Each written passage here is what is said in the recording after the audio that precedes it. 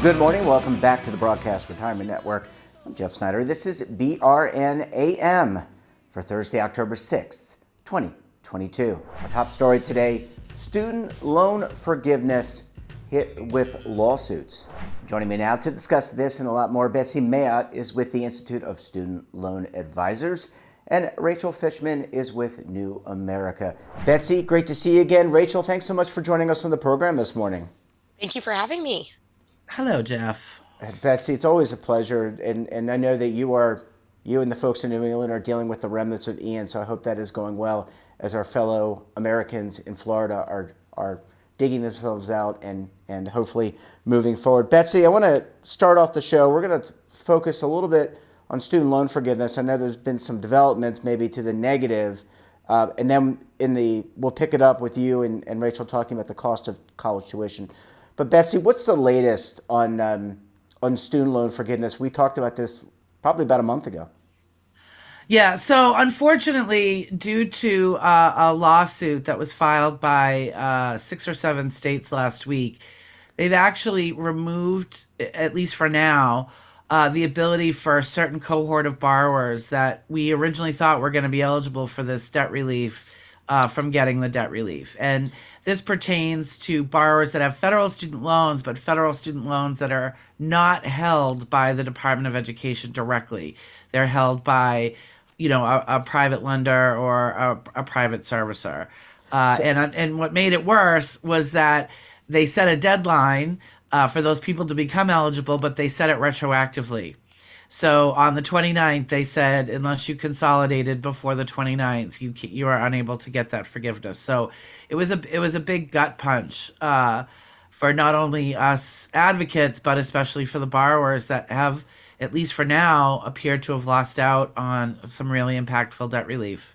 Yeah, and Rachel, I want to get your, welcome to the program. Great to meet you. Great to get your perspective. I want to get your thoughts on this as well. Obviously, people were counting on this, or some subset of people were counting on this. I guess we don't know what we don't know. We don't know what is going to happen with this court case. But just your reaction to what Betsy said and just these latest developments. I think it's just really challenging. There's so many overlapping things happening right now with all the student loan forgiveness. There's going to be a new income-driven repayment plan. There are some benefits that are expiring. So like Betsy, I think it was really tough for us to hear that some borrowers were going to be excluded and that it was happening immediately and retroactively without much, if any, forewarning. I remember seeing the headline and being like, uh-oh.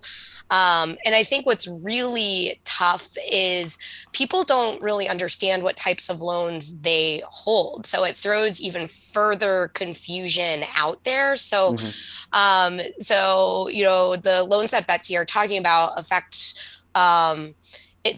we call it a small subset, but it's actually millions of borrowers. So even though it's a small subset of government loans, it's still millions of borrowers. And what also might happen is that when the application for forgiveness goes live, which should be towards the middle of this month, people might be confused whether or not they qualify. And some people might decide I don't qualify because I'm part of that group, and they might not be part of that group. So then they might not even bother to apply. So it leads to even more confusion and just shows how complex our system really is of loans. Yeah, and Betsy, Rachel makes a really good point. You got it. Based on our conversation about a month ago, there was a lot of thought put into this, right? This isn't just something that someone just waved the magic wand and said, okay, all is forgiven on these loans, and here's how you do it. What do you tell people? You talk to the people that you reach out to on Reddit. You're making regular appearances, talking with people on webinars. What do you tell people? We don't know what's going to happen with the court case, but what do you do in the interim? The best we can do is help them figure out if they do have eligible loans, and if they were part of the subset that was excluded, try to find some other relief for them. As Rachel pointed out, there's a whole bunch of temporary programs out there right now, and thankfully some of those borrowers that were excluded will be able to benefit from those programs. So all we can do is try to counsel them towards something that might provide them some relief. And if there isn't anything, tell them to make noise, write their congressional reps, and tell their story, and keep their fingers crossed that the Department of Ed will find a way to bring this group back into the fold. Do we know, Rachel, what the time horizon is for this court case? I mean, typically speaking, court cases can take some time. I don't know exactly how it works when you challenge a statute or, I guess, an executive order or however this was constructed. But do we know, is this going to be concluded by the end of the year, by 12/31? There's a lot riding on this. So I would assume that legally, everyone would want to get the decisions made as quickly as possible for the benefit of all these people that are kind of left out in purgatory or in the Netherlands right now, unknowing what to do. Yeah, I'm not a legal expert, so I don't know how long it's exactly going to take, but the court system is not known for being the swiftest at making decisions. So there is always a question of what that means in terms of timelines. I think what's also going to be a big question mark is how much more litigation is going to appear. These are unlikely to be the only lawsuits. And so what other litigation is this going to get tied up in potentially? And it's hard to have a crystal ball and really understand what's coming down the pike. Yeah, and we've got the midterms, which, a lot of this is the kabuki theater that all of us kind of sit back and who are not in the game of politics and sit back and kind of shake our heads. And whether you're in the student loan industry or the retirement industry or the financial services industry and you want to see people who need help get help, you sit back and you kind of shake your head. Betsy, from your perspective, what is the time horizon here? I mean, you're a veteran of student loan industry. Perhaps there have been challenges and things before. Do we get something resolved by the end of the year? I don't think it's 100% resolved by the end of the year. One important point in time is going to be October 17th. There was an agreement on this particular court case to give the parties time to submit whatever the heck they're going to submit. I am also not a legal expert. No, neither am I. What a coincidence. The Department of Ed has said that they will not forgive any loans before October 17th. So that's our first sort of like big deadline. Mm-hmm. If they do actually start forgiving loans after that date, I guess it's a good sign, but as Rachel said, there could be other lawsuits that pop up. Unfortunately, there's just as many people that disagree with the broad loan forgiveness as there are that are excited about it. Yeah, it sounds like, it used to be that education and retirement were like the most bipartisan issues. It seems like on both fronts, some challenges there. Well, ladies, I need to take a very quick break. When we come back, we'll talk about the cost of a college education. Should it be brought down? Well, we'll talk to our experts. You're going to want to stay tuned right here on BRN AM.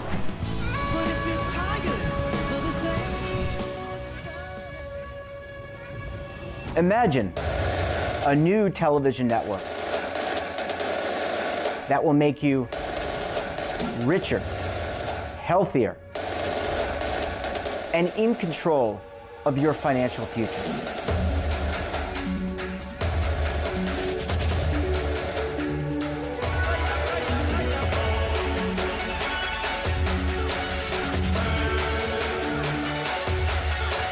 This network is for the policewoman in Nashville, Tennessee, the baker in Dubuque, Iowa, the teacher in Lexington, Kentucky.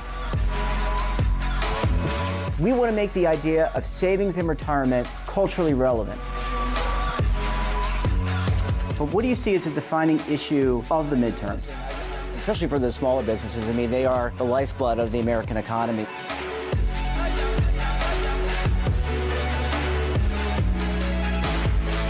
Featuring exclusive interviews, current affairs, and docuseries. 33 years old, you retired early. The philosophy is money only matters if it helps you live a life that you love. But you got to start thinking about retirement as soon as you get in. The Broadcast Retirement Network will drive very high engagement with premium partnerships. So this isn't retirement and savings for your parents or grandparents. This is for all Americans. And we're going to change the way you think about money.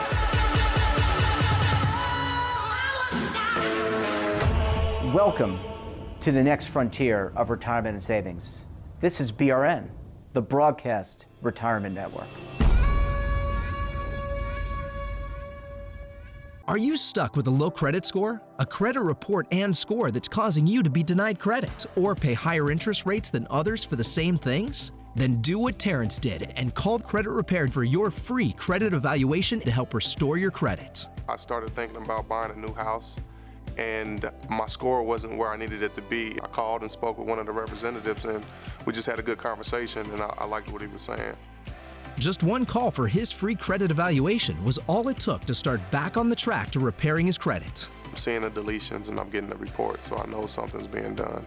It does make a difference to me. All it takes is one call to get started. Credit Repair has given me a second chance to have a better credit score. Don't let a low credit score hold you back another day. Do what Terrence did and make the call for your free credit evaluation. Call 800-819-4152. That's 800-819-4152. Again, 800-819-4152. Welcome back. We're talking this morning to Betsy Mayotte of the Institute of Student Loan Advisors and Rachel Fishman of New America. Betsy, Rachel, thanks so much for staying with us. Really appreciate having you stay on the program with us. I haven't lost a guest yet, and you guys are very kind to stick with us for a second segment.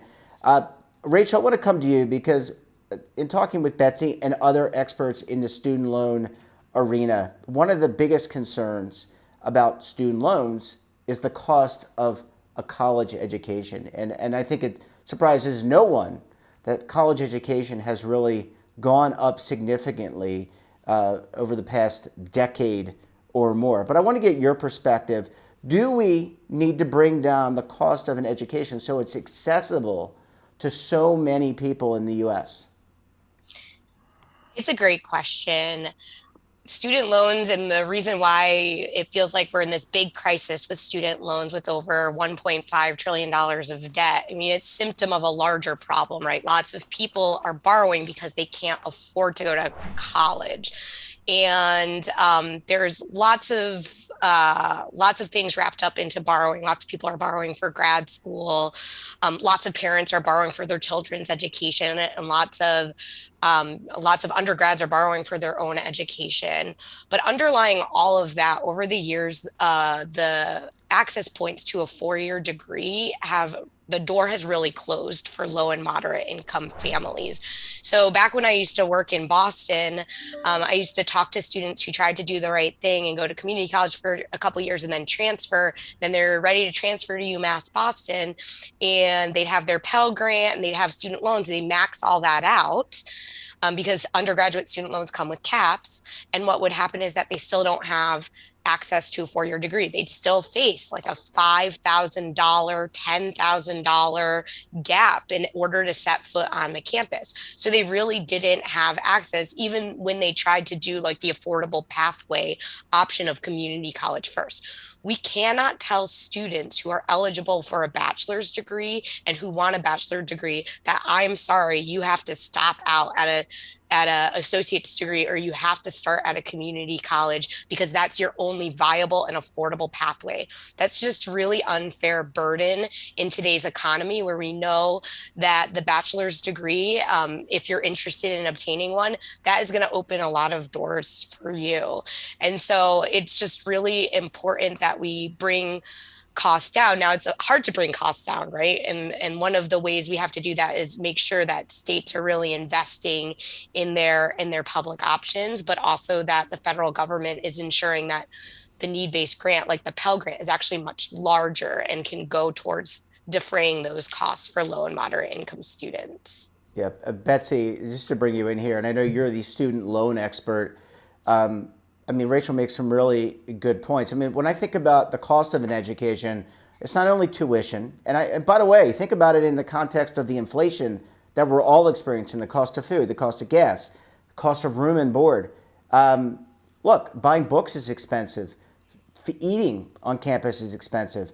There's a lot of things that are pulling at people, tuition being just one, but the colleges and universities have higher expenses as well. They've got to pay grounds crew and administrative staff and all the kind of things and professors. gosh, I don't want to forget the professors. They'll email me and write me a whole bunch of bad things. But they all of them serve an important role, but that's an important cost as well. Yeah, I mean, I think, it's true that costs are going up, but I want to go back to something that Rachel said about, getting the states to reinvest in higher education, because I firmly believe that if we get the so-called anchor price schools, which are the state schools, to reduce their costs, that the other colleges will follow. It's just the way, I'm not an economist, but I do know that that's the way the economy works, is competition and Yep. so on. So I do think that's a big step. And you're on point, Jeff, with the cost to a student. It's expensive to go to school, and we have to remember that the traditional college student doesn't look like what they used to look like. There are more and more people going back to school later in life. So, they still have to hold a job. They have to pay for daycare while they're in class, and that we know how expensive that is. So it's not just a matter of cutting down the cost of the classes. It's making the whole experience one that's manageable and attainable and affordable. Rachel, Betsy, thanks, Betsy. Betsy makes a really good point, Rachel.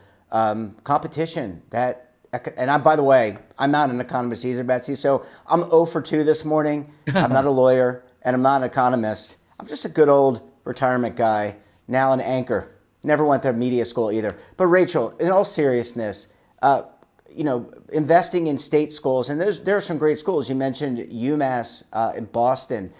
There are so many great state programs in this country that people can go to get a degree. And by the way, you don't have to go in 4 years. You can spread it out, to Betsy's point, over a period of time. But it really is reinvesting, and Betsy makes a good point. Maybe the private universities will follow once the publics are attracting more enrollees.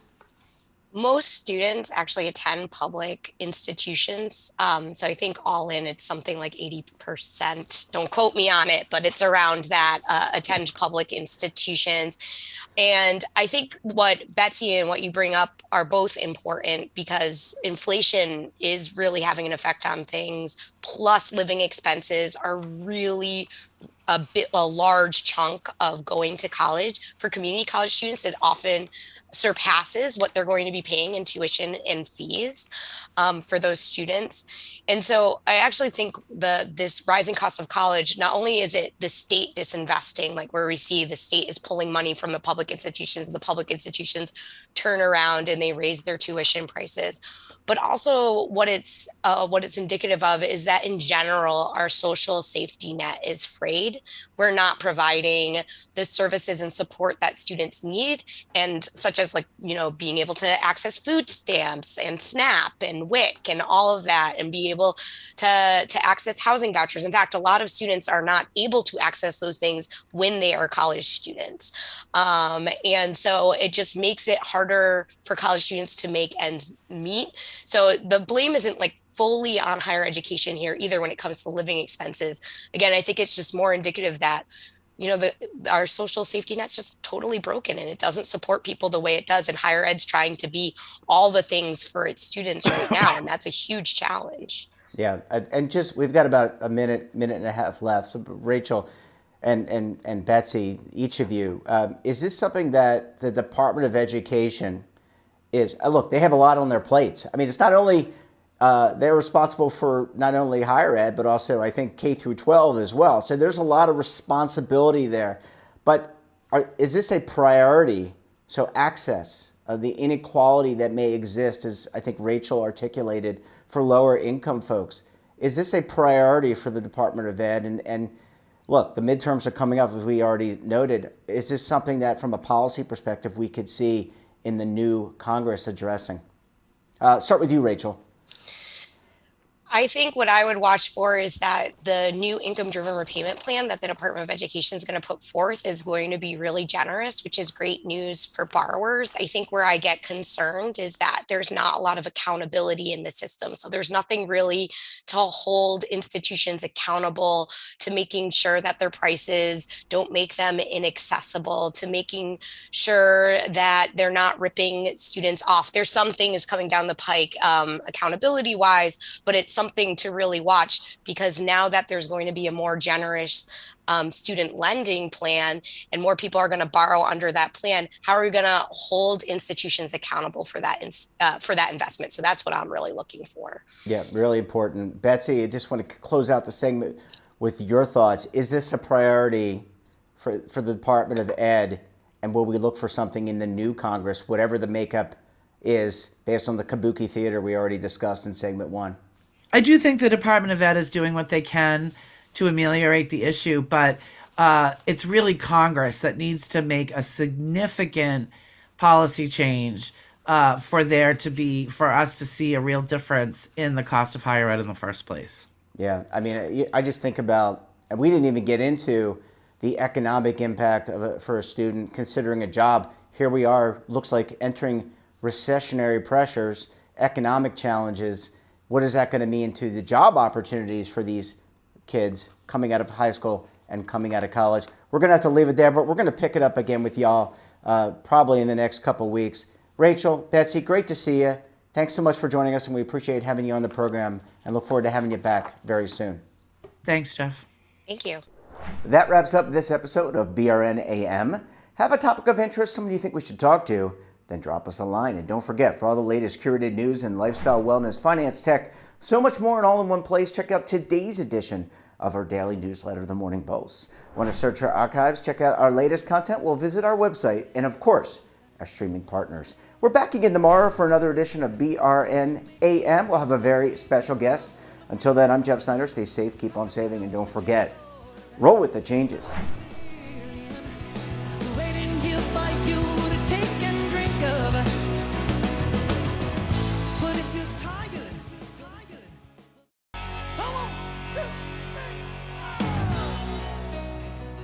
Now is your opportunity to co-create content around any topic on the First Lifestyle and Wellness Network. Reach a global audience through our platform and co-own exclusive branded content.